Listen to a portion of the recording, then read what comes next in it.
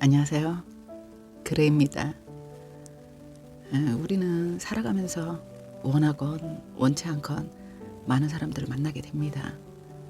그 중에서요, 직장에서 만나게 되는 나르시스트를 미리 알고 경계할 수 있다면 살아가는데 큰 힘이 될 수 있을 것 같습니다. 직장인들이 이직을 결심하는 가장 많은 원인이 직장 내 인간관계라고 합니다. 사람 때문에 고통을 받고 힘이 들어서 이직을 꿈꾸게 됩니다.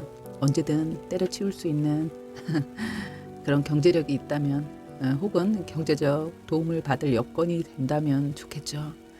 그런데 그렇지 않더라도 나의 능력이 출중해서 언제라도 다른 회사를 골라갈 수 있는 초특급 능력자라면 금상첨화겠지만 평균적 교육을 받고 비슷비슷한 능력치에 우리들은요, 한번 잡은 직장에서 종잣돈을 만들던지 자신의 역량을 키우던지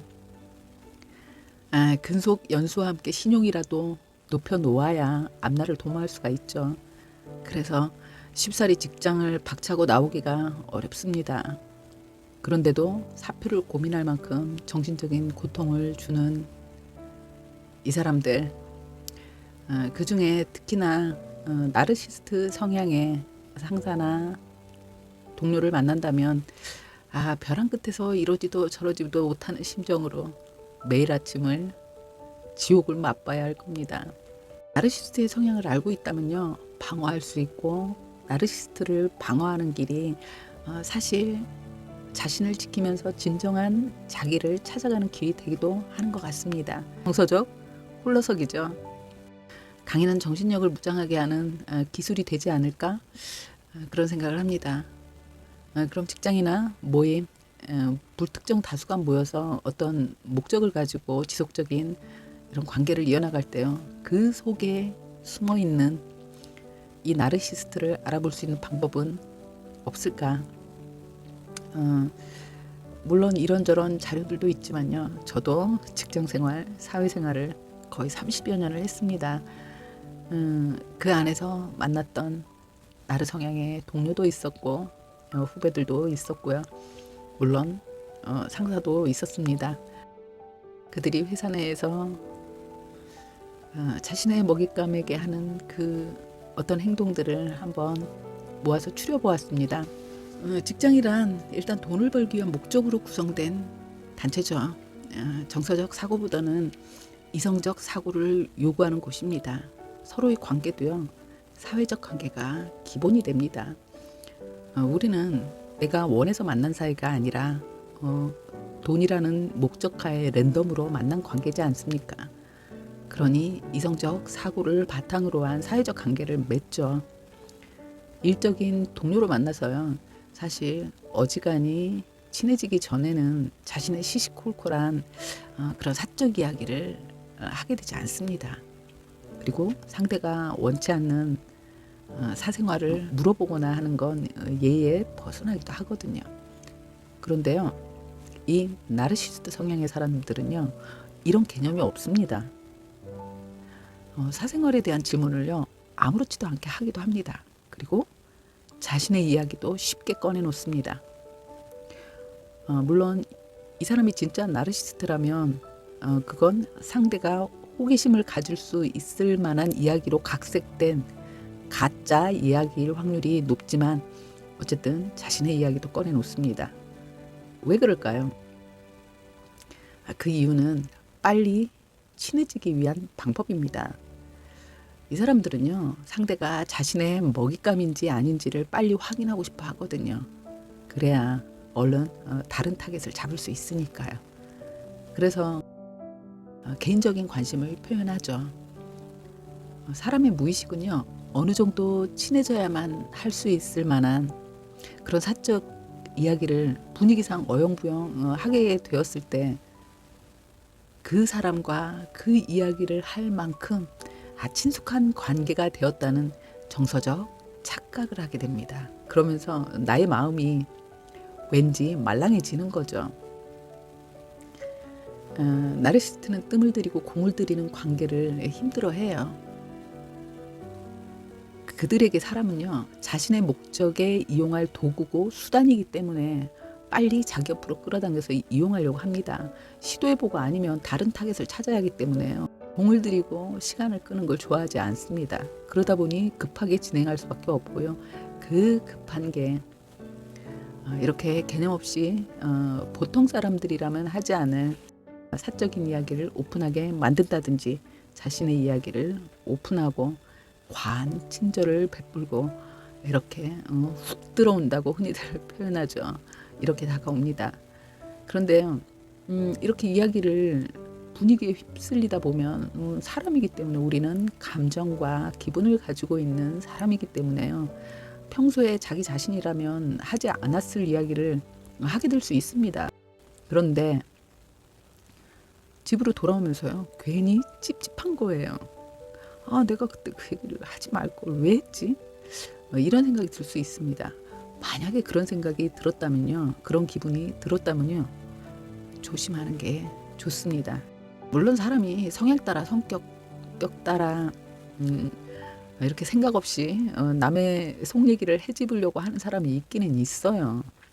그런데 그 의도가 다르기 때문에 내 무의식은 그걸 느끼게 됩니다.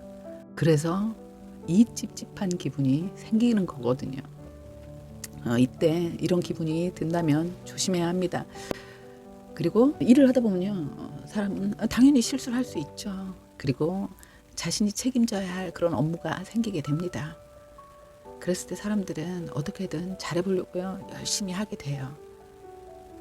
특히나 새로운 직장이나 첫 직장이라면 더더욱 그렇겠죠. 그런데 이 나르시스트들은요, 절대로 자신이 어떤 리스크를 지려고 하지 않거든요. 그렇기 때문에 작은 실수나 오류가 생기면요, 그 책임을 전가할 누군가를 만들거나 핑계를 만듭니다.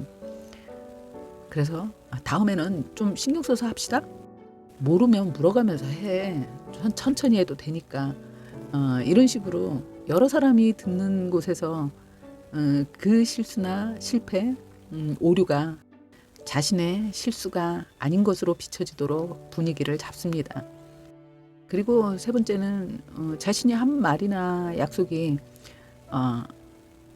분위기나 혹은 그 순간의 기분에 취해서 과한 약속을 할 수 있지 않습니까? 사람은 대화를 하다 보면 그랬을 때 보통 사람들은요, 속은 쓰리지만 다음엔 조심해야지, 속으로는 그런 생각입니다. 다시는 이렇게 불쑥 내가 뭔가 하겠다는 이런 말 하지 말아야지, 속으로 생각합니다. 그렇지만 이미 뱉은 말이기 때문에 자신이 한 약속을 지키려고 노력합니다. 그런데요, 이들은 말과 행동이 다릅니다. 자신이 약속을 했다는 사실조차도 모를 수가 있고요. 만약 누군가가 확인시켜주면요, 지나간 말로 한 거지, 그냥 하는 말이지, 이런 식으로 둘러대고 말아버립니다. 그 약속이 자신의 어떤 이익과 부합되지 않으면요, 뱉어서 버리는 말의 쓰레기일 뿐이었던 거죠. 본인은 스스로 의식조차 못하기도 합니다. 업무 중에 동료와 업무적 대화를 나눌 때요, 사람들은 보통 필요한 부분에 대해서 질문하고 답을 구합니다.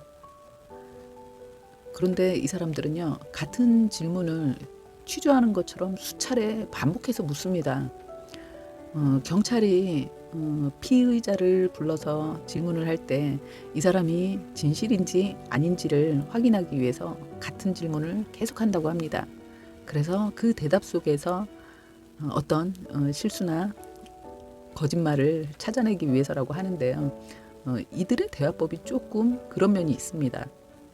그래서 같은 질문을요, 자꾸 반복해서 물어요. 그러면 상대는요, 내가 잘못 말하고 있나? 의구심이 듭니다. 그래서 혼란에 빠지죠. 스스로를 의심하게 되는 거예요. 그리고 확인을 해보게 되지 않겠습니까?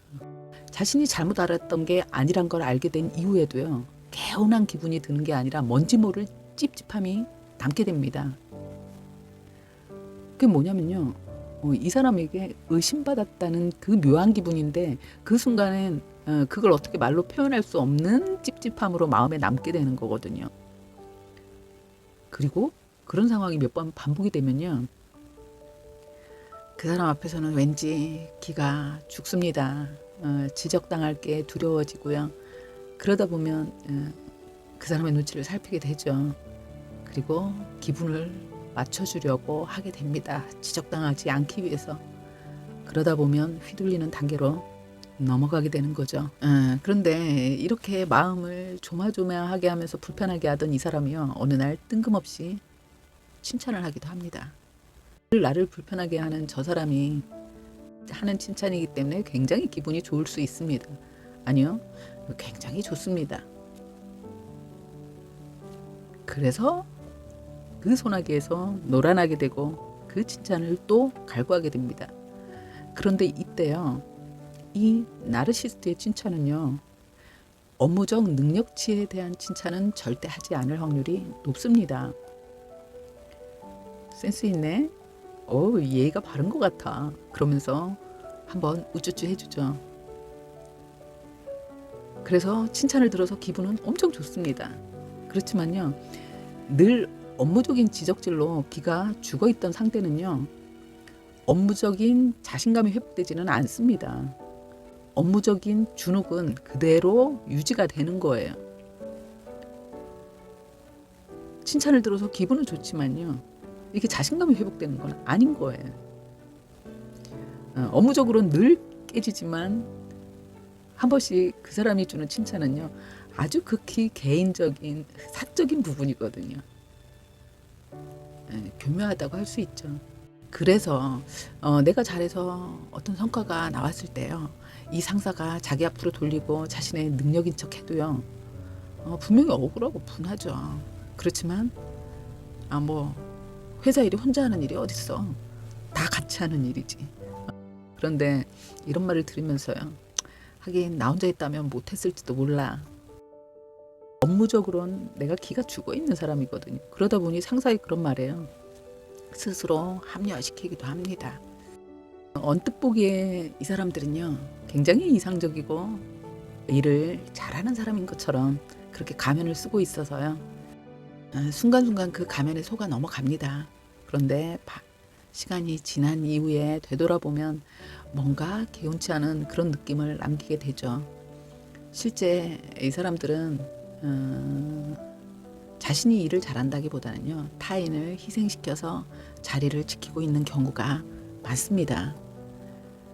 상급자가 나르시스트라면 특히 조심해야 하는 게 그들은 자신이 짜놓은 각본대로 상황이 전개되지 않는 걸 매우 싫어하거든요. 자신에게 불리하거나 복잡한 상황이 될 것 같은 분위기가 되면요. 불같이 화를 내고 분노하면서 본질을 벗어난 그런 분위기를 만들게 됩니다. 이들에게는요. 선을 그어서 조심하고 철저히 준비하는 게 제일 좋습니다. 준비란 뭐냐? 상사가 어떤 지시를 내리거나 할 때요. 대화를 녹음하거나 상황을 묘사한 대면 일지 혹은 일기를 써두는 게 사실 제일 좋습니다. 억울하고 분한 상황, 뒤통수를 맞는 상황도요. 시간이 지나면 특히 객관적으로 제시할 만한 게 없고 그래서 오히려 상사를 모함하는 그런 능력 없는 직원으로 대해받는 그런 상황이 되기 쉽기 때문입니다. 또 나뿐 아니라 나와 같이 억울한 일을 당한 동료가 있다 해도요. 그 동료가 내 편이 되어줄 거라고 믿어서는 안 됩니다. 사람은요. 상황이 불확실하고 애매할 때는요. 사회적 지위가 높은 사람에게 복종하게 됩니다. 앞에 말씀드린 이런 특징들을요. 사기꾼들과는 또 다릅니다. 패턴이. 그래서 뜸을 들이고 오랜 시간을 공들이지 못하기 때문에 보통 한 달 정도만 내가 관심 있게 관찰하면 그 모습을 볼 수 있게 되거든요. 이들에겐 적당한 거리를 두고 그렇지만요. 공격적인 태도로 이들을 적을 만들 필요는 없습니다. 이들이 적이 되면요. 뒷담화에 이간질하고 은따를 하는 등 사실 그 피해도 우정을 휘둘리면서 피를 말리는 것과 별반 다르지 않은 그런 힘든 과정이 될 수 있거든요. 오늘 말씀드리고 싶었던 건요. 이 나르시스트들은 절대로 사과를 하지 않습니다. 자신이 어떤 잘못을 해도 잘못한 상황이 되어도 왜냐하면 사과라는 건 자신이 잘못한 것을 인정하는 것이지 않습니까? 그런데 이들은요. 자신의 열등감을 감추고 자신의 우월함을 자신의 특별함을 사람들이 인정해 주길 원하는 사람들이에요. 자신의 실수가 자신의 못남이 드러나는 걸 결코 원치 않거든요. 그래서 사과하지 않습니다. 약속을 깨거나 자기가 한 말을 잘 기억하지 못하거나 본인의 말과 행동이 다른 걸 확연히 알 수 있을 만큼 말만 풍년인 그런 사람들이 대부분입니다. 그걸 알게 되었다면 나의 준비를 하면서 좀 깊이 있는 생각을 하는 게 필요하다고 생각합니다. 감사합니다.